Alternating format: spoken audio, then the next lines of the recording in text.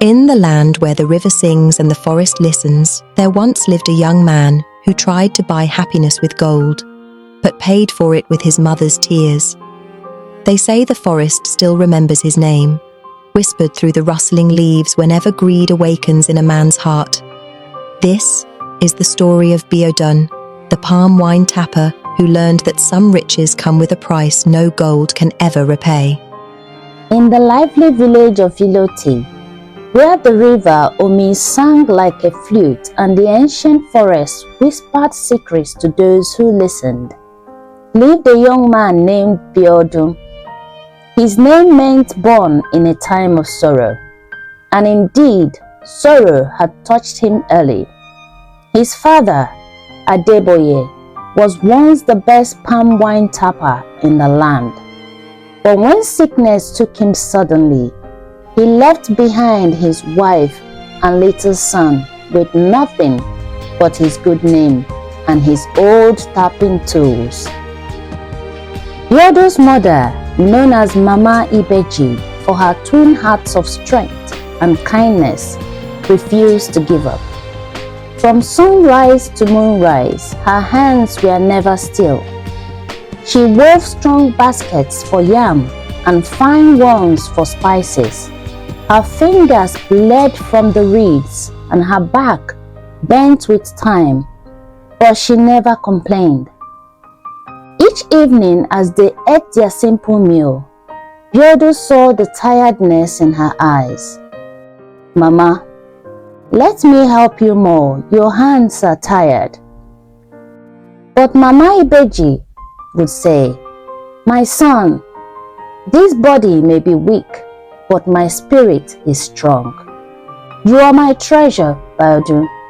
Your smile and your good heart are my only riches."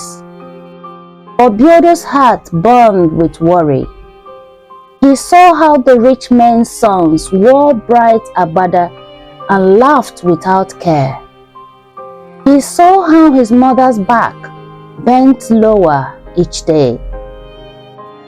Biodun, whispering to himself, "I will make her proud. I will make us rich. I will build her a palace and fill her hands with gold." Biodun decided to follow his father's trade. He went to his father's old teacher, Babatunde, a wise man whose back was curved like a question mark. Biodun showed him the old tapping tools. Babatunde smiled softly. "Your father's strength was not in his hands, but in his heart. A true tapper listens to the trees. Take only what you need and always give thanks to the earth. But beware, Biodun. Greed is a poison, and the forest always punishes the greedy." But Biodun grew impatient. "Why beg a tree?" he thought. "Why wait when I can take?" One day, Biodun went deep into the forbidden forest. He tripped on a root, and a sharp stone cut his leg. As he cried out, an older woman appeared. She was bent like a branch, her eyes milky but blind, yet full of power. "The forest feels your fire, boy," the old woman said. "You want more than it can give." "I only want riches to care for my mother," Biodun said. "There is a way," the old woman said. "The oldest tree, called the silent giant, holds the golden wine of life itself. A 10-liter bottle of its sap can make a man richer than kings. But beware, take only one. To take more is to steal from life itself." She gave him a black tapping spike, cold as stone. "Use this, but remember, only one 10-liter bottle." The Golden Deception. Biodun found the silent giant.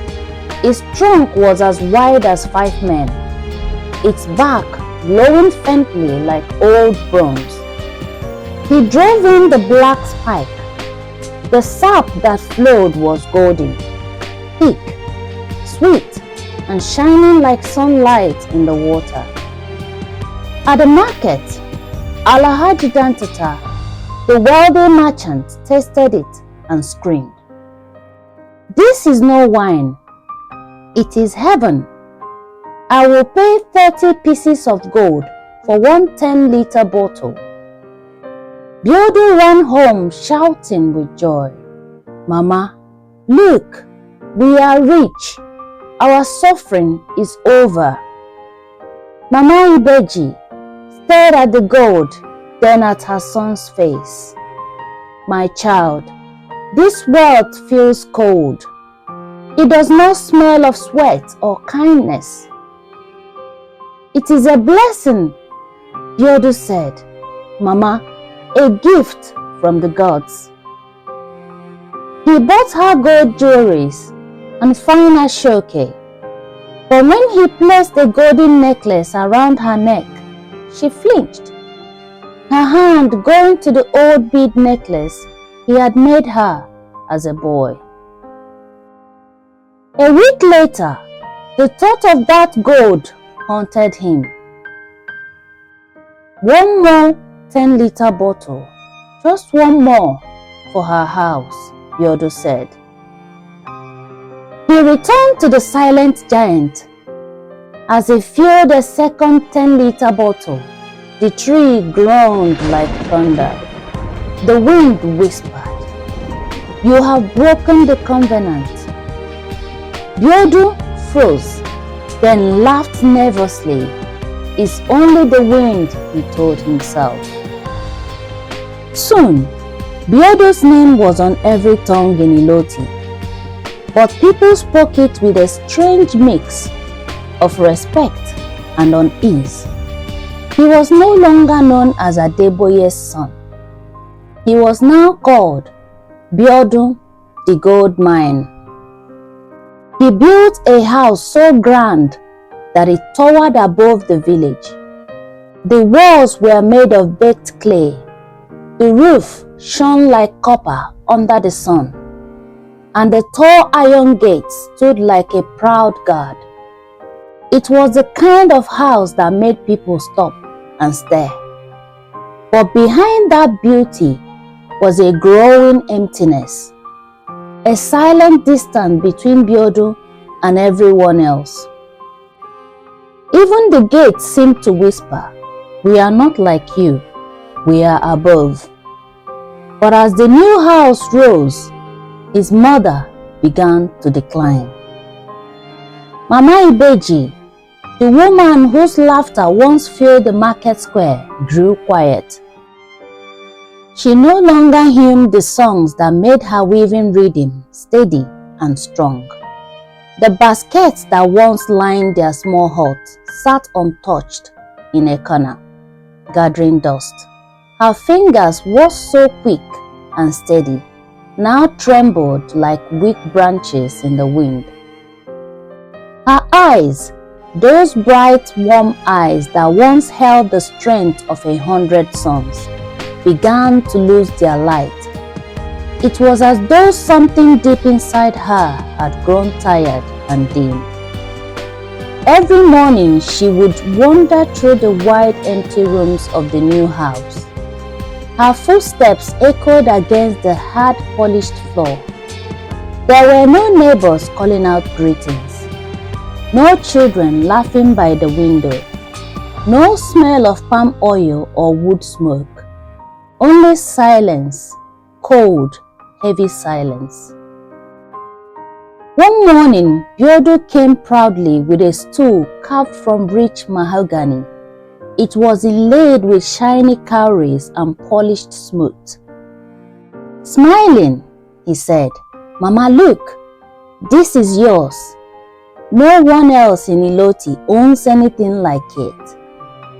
But Mama Ibeji didn't look at the stool.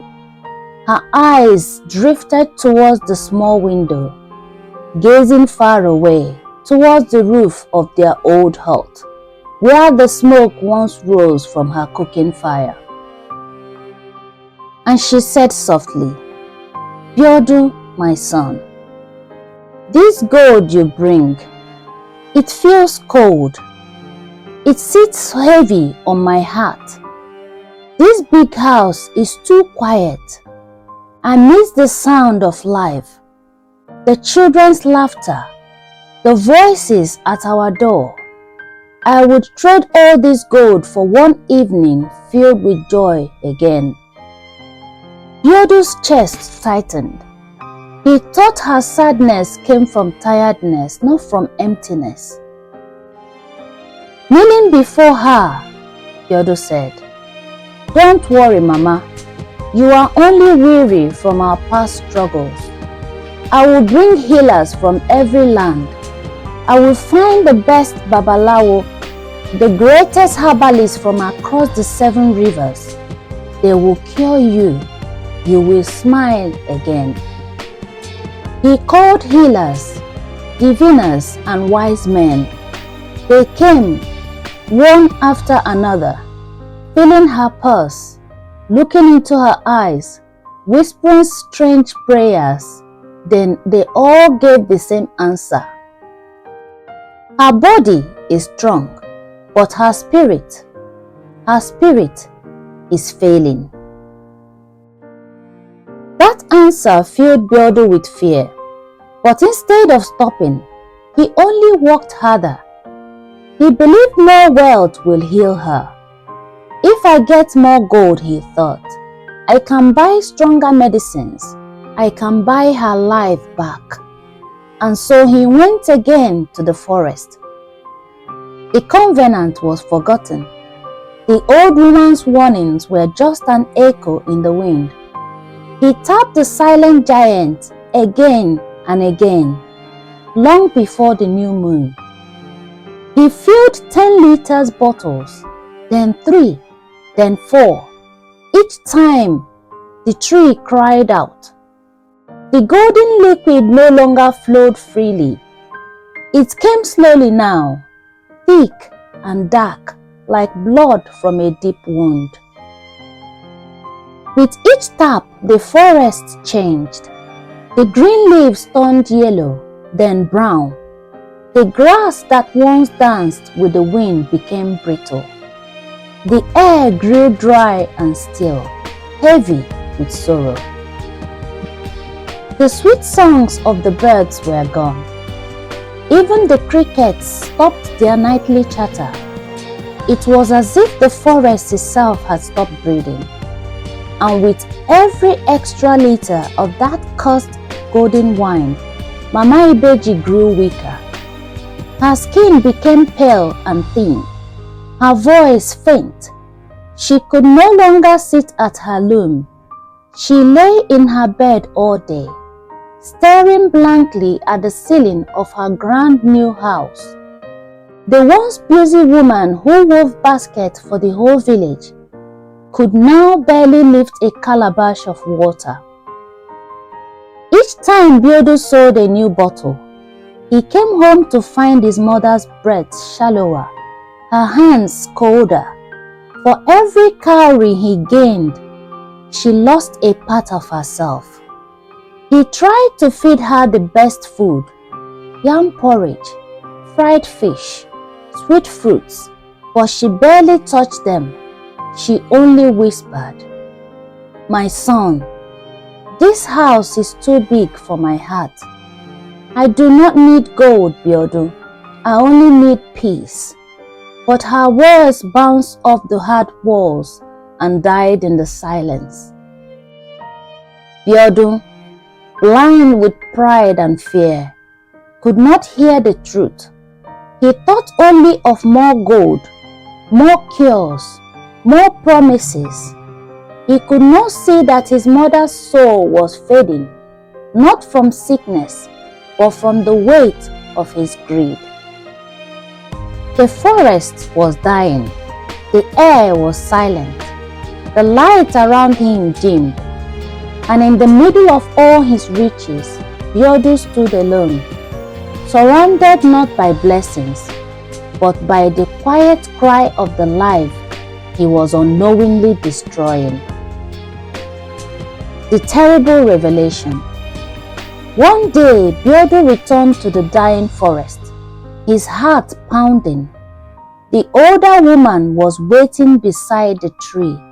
Her face was serious. Biodun, crying, "Please help me. My mother is dying."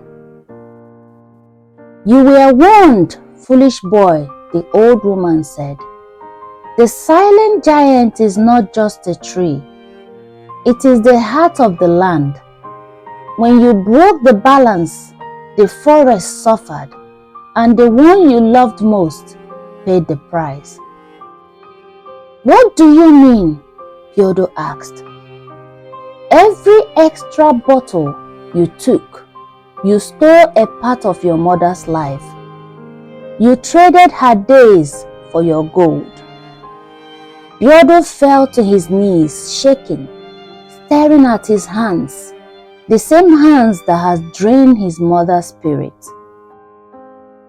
And the old woman said, "The gold you have, it is an illusion. It lives only while your mother lives." She waved her hand and the golden leaves turned to dust. "When her life ends, your palace will crumble. You built your riches from her soul, and soon the truth will claim its depths." The final choice. Biodun ran home in horror. The golden house looked like a tomb. His mother lay weak and pale. Mama Ibeji, smiling faintly, said, "Biodun, I dreamt of our old hut. You were little, sitting by me as I wove. I was so happy. Her words broke him. He had given her everything except peace." He lifted her gently and whispered, "I am taking you home, Mama." He carried her back to their small hut, lit a warm light, cooked her favorite yam and pepper soup, and sat by her side. He held her hand, told her stories, and apologized with tears. For the first time in months, she smiled. Her color returned. The house filled with warmth, not from gold, but from love. The next morning, Biodun returned to the forest, but this time he carried a small palm sapling and a pot of rich soil. He knelt before the dying silent giant, and he said, "I took from you without gratitude. I have come now to give back." He planted the sapling at the tree base and watered it with care. A simple drop of dew fell from a leaf and touched the black spike. It hissed, turned to dust, and vanished. Balance was restored. The forest breathed again. Biodun never tapped another tree for gold. He became a humble farmer, a planter of trees. Mama Ibeji grew strong again, weaving baskets, not from need, but for joy. Their little hut was filled with laughter and the smell of food shared freely. He was not rich in gold, but he was rich in peace. The moral of the story: do not be so eager to taste the honey that you destroy the hive. The greatest treasures in life, love, time, and peace, cannot be bought with gold. They are grown with patience, gratitude, and care.